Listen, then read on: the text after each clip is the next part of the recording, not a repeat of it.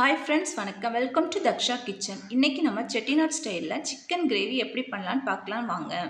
அதுக்கு துருவின தேங்காய், 2 ஏலக்காய், ஒரு அன்னாச்சிப்பூ, ஒரு பிரியாணி இலை, ஒரு சின்ன துண்டு பட்டை, கொஞ்சமாக பெருஞ்சீரகம், அப்புறமா ஒரு 7-8 காஞ்ச மிளகாய், இப்போ 2 ஸ்பூன் மல்லி விதை சேர்த்துக்கலாம். இப்போ நல்லா ஃப்ரை பண்ணி விட்டுக்கலாம். தேங்காய் நம்மளுக்கு பொன்னிறமாக வரணும், அந்த அளவுக்கு நல்லா ஃப்ரை பண்ணணும்.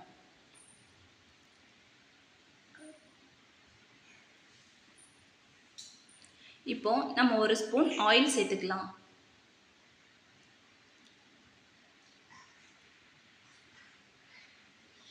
இப்போ நல்லா வதக்கி விட்டுட்டு இப்போ இந்த ஸ்டேஜ் வரும்போது நம்ம இன்னொரு பாத்திரத்துக்கு மாற்றி வச்சுக்கலாம். இப்போ ஒரு பேன் அடுப்பில் வச்சுட்டு 2 குழிக்கரண்டி ஆயில் சேர்த்துக்கலாம்.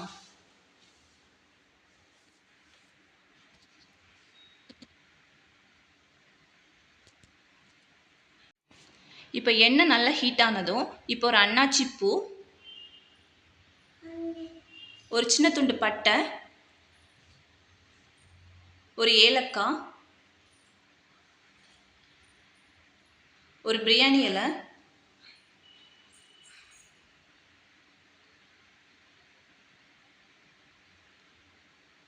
இப்போ போட்டு நல்லா வதக்கிக்கலாம். இப்போ நம்ம கட் பண்ணி வச்ச ஆனியனை சேர்த்துக்கலாம்.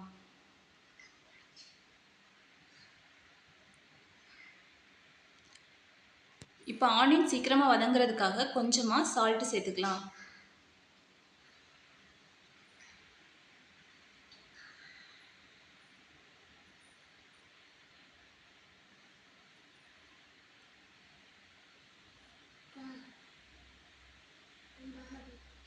இப்போ நல்லா வதக்கி விட்டுக்கலாம்.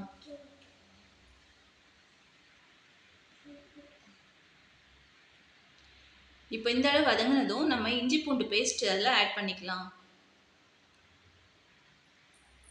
இஞ்சி பூண்டோட பச்சை வாசம் போகிறது வரைக்கும் நல்லா வதக்கி விட்டுக்கணும்.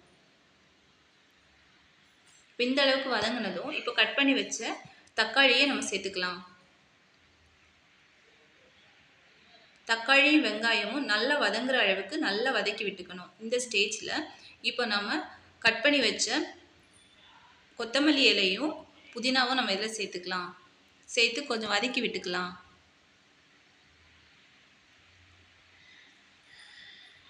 இப்போ கொஞ்சமாக கருவேப்பிலை, இப்போ கொஞ்சமாக தயிர், 2 ஸ்பூன் நான் எடுத்துருக்கிறேன். இந்த தயிரையும் விட்டு நல்லா வதக்கி விட்டுக்கலாம். தயிர் விடும்போது மட்டும் ஸ்டவ்வை வந்து லோ ஃப்ளேமில் வச்சுக்கணும். இப்போ கழுவி வச்சு சிக்கனை நம்ம எல்லாம் ஆட் பண்ணிக்கலாம். ஆட் பண்ணிவிட்டு நல்லா வதக்கி விட்டுக்கலாம்.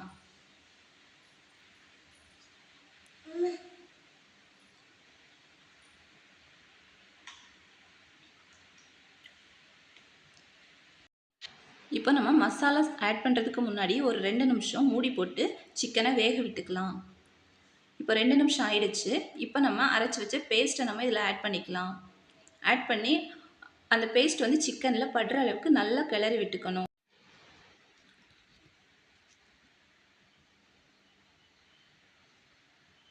இப்போ மறுபடியும் மூடி போட்டு நம்ம வேக விட்டுக்கலாம்.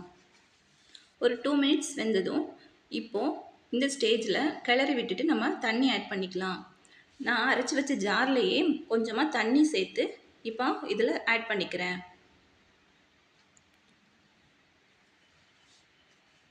இப்போ நல்லா கிளறி விட்டுக்கலாம்.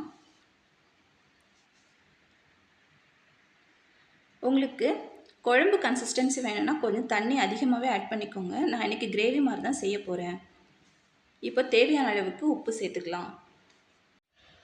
உப்பு சேர்த்த அப்புறமா ஒரு டைம் நல்லா கிளறி விட்டுக்கலாம். கிளறி விட்டுட்டு நம்ம இப்போ மூடி போட்டு ஒரு 15 மினிட்ஸ் நம்ம வேக விட்டுக்கலாம்.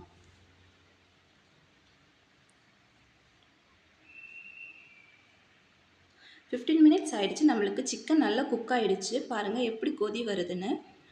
இந்த அளவுக்கு சிக்கன் குக்கானால் போதும். இப்போ லைட்டாக கிளறி விட்டுட்டு நம்ம ஸ்டவ் ஆஃப் பண்ணிக்கலாம். பாருங்கள் ஃப்ரெண்ட்ஸ், சிக்கன் நல்லா குக் ஆகிடுச்சு. நம்ம சிக்கன் கிரேவி நல்லபடியாக ரெடி ஆயிடுச்சு. நீங்களும் இதே மாதிரி ஒரு டைம் வீட்டில் ட்ரை பண்ணி பார்த்துட்டு டேஸ்ட் எப்படி இருந்து அப்படிங்கிறத எனக்கு கமெண்டில் சொல்லுங்கள்.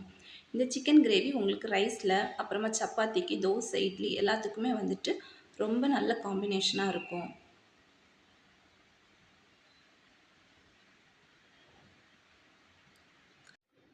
Thank you friends. Thanks for watching.